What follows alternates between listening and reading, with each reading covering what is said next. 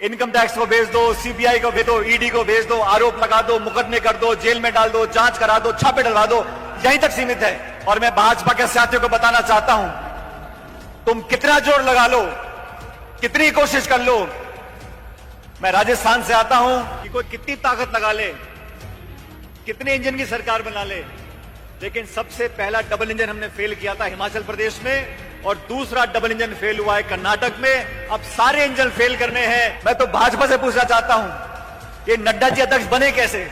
इनका नामांकन किसने भरा? इनको वोट किसने डाला? इनके सामने कौन खड़ा था? 4 लोग कमरे में बैठकर अपनी गोटी फिट कर लेते हैं। लोकसभा के चुनाव होंगे तो इंडिया जीतेगी, उसमें इंडिया जीतेगा 2024 के अंदर। नाम का मजाक उड़ा रहे हैं, मतलब नाम पसंद नहीं आया तो अब देश को बदनाम कर दो। और भाजपा के नेताओं में जो घबराहट देखने को मिल रही है वो कर्नाटक के चुनाव के बाद, और मुझे कहने में कोई संकोच नहीं है कि इस राज्य ने, इस राज्य की राजधानी ने और इस राज्य के लोगों ने देश की राजनीति को बदलने का काम किया है। आज जो हमारे विपक्षी दलों की एकजुटता हमें देखने को मिल रही है, कांग्रेस के कार्यकर्ताओं में जो ऊर्जा देखने को मिल रही है और भाजपा के नेताओं में जो घबराहट देखने को मिल रही है, वो कर्नाटक के चुनाव के बाद देखने को मिली है। तो कर्नाटक के मतदाताओं को मैं इस मंच से बहुत बहुत धन्यवाद देना चाहता हूं कि आपने पूरे देश और पूरी दुनिया को यह संदेश दिया है कि कोई कितनी ताकत लगा ले, कितने इंजन की सरकार बना ले, लेकिन सबसे पहला डबल इंजन हमने फेल किया था हिमाचल प्रदेश में और दूसरा डबल इंजन फेल हुआ है कर्नाटक में। अब सारे इंजन फेल करने हैं, चाहे वो मध्य प्रदेश के हो, चाहे तेलंगाना के हो, और आप लोग देश के अलग अलग कोनों से आए हो।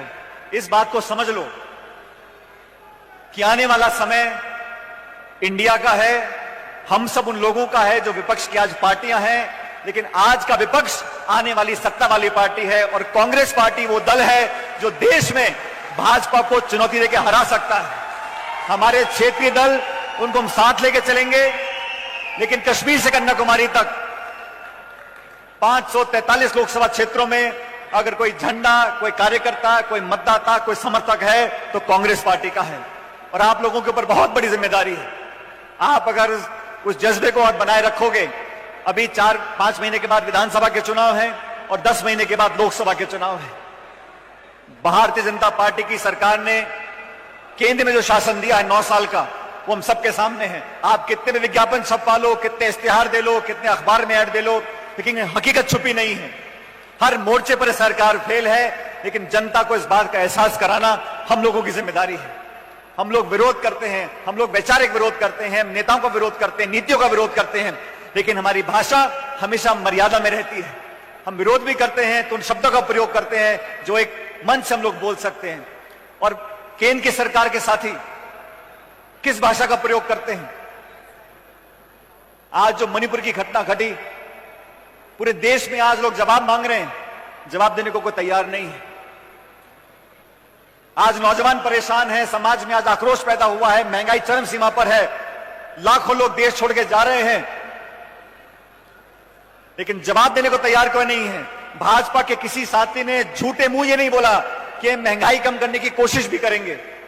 हर मोर्चे पर जो सरकार फेल हो उसको बेनकाब करने का काम युवक कांग्रेस का है, आप लोगों का है, हम लोगों का है। और मैं इस मन से बोलना चाहता हूं साथियों, अपनी बात को रखना, मुद्दों के लिए संघर्ष करना, नौजवानों की बात को रखना, ये आपका मेरा हम दोनों का धर्म है और कर्तव्य है। लेकिन जब सामने से चुनौती आती है, और मैं भाजपा के साथियों को बताना चाहता हूं, तुम कितना जोर लगा लो, कितनी कोशिश कर लो, मैं राजस्थान से आता हूं, लोग ना तो सरकार चला सकते हैं और ना विपक्ष का काम कर सकते हैं। मैंने तो उनको बोला, मैंने भाजपा के साथियों को बोला राजस्थान के अंदर, मैंने कहा यार तुम सरकार चला पाते नहीं हो, विपक्ष में तुम काम कुछ करते नहीं हो, ऐसे कैसे लोकतंत्र चलेगा? आप तो विरोधियों का गला घोटने का काम करते हो। इनकम टैक्स को भेज दो, सीबीआई को भेज दो, ईडी को भेज दो, आरोप लगा दो, मुकदमे कर दो, जेल में डाल दो, जांच करा दो, छापे डलवा दो, यहीं तक सीमित है। आपने कोई संघर्ष कभी किया नहीं। आप झूठ और फिर फैलाने में माहिर हो, समाज में लोगों को लड़काने का काम करते हो, भड़काने का काम करते हो। कभी किसी भाजपा के नेता ने आज तक जोड़ने का काम किया है? समाज को, जाति को, बिरादरी को, धर्म को, अलग अलग लोगों को जोड़ने का काम किया है। जहां जाते हैं पूरा काम बिगाड़ के आते हैं। फिर कांग्रेस के लोग जाएंगे, मामले को समझाएंगे, मर्रम लगाएंगे, भाईचारा पैदा करेंगे, एक दूसरे में प्यार की, मोहब्बत की बात करेंगे। ठीक वही बात जो राहुल जी बोलते हैं। कर्नाटक में जो आज परिणाम आए हैं, सचमुच जब भाजपा की सरकार थी तो रोज नई नई यहां पर ऐसे विवादित मुद्दों को लेकर राजनीति होती थी। उस तरह की राजनीति को खत्म करने का काम भारत जोड़ो यात्रा में राहुल जी ने किया कि हिंदू, मुसलमान, सिख, ईसाई, जाति, बिरादरी, इन सबको भूल जाओ। नौजवान की बात करो, उद्योग की बात करो, निवेश की बात करो, भविष्य की बात करो। इन मुद्दों को लेकर हमें जनता के बीच में जाना चाहिए। साथियों, आज खड़गे साहब हमारे राष्ट्रीय अध्यक्ष हैं, निर्वाचित अध्यक्ष हैं, कर्नाटक से आते हैं। 50 साल का उनका राजनीतिक जीवन है। हमारे यहां चुनाव हुआ, देश की हर राजधानी में मतपेटियां रखी गई थी। हम लोगों ने जाके वोट डाला। डॉक्टर थरूर खड़े हुए थे दूसरे उम्मीदवार, उनको कुछ वोट पड़े, भारी बहुमत से खड़गे साहब जीत गए और अखिल भारतीय कांग्रेस कमेटी का नया अध्यक्ष आदरणीय मल्लिकार्जुन खड़गे जी बन गए। मैं तो भाजपा से पूछना चाहता हूं, ये नड्डा जी अध्यक्ष बने कैसे? इनका नामांकन किसने भरा? इनको वोट किसने डाला? इनके सामने कौन खड़ा था? 4 लोग कमरे में बैठकर अपनी गोटी फिट कर लेते हैं और फिर कांग्रेस पे आरोप लगाते हैं। हमारे यहाँ चुनाव यूथ में हो रहा है, एनएसयूआई में हो रहा है और अखिल भारतीय कांग्रेस कमेटी में चुनाव हुआ है।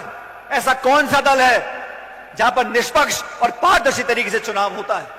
कमियां निकालना बड़ा आसान है, लेकिन हम लोगों ने वो कर कर दिखाया।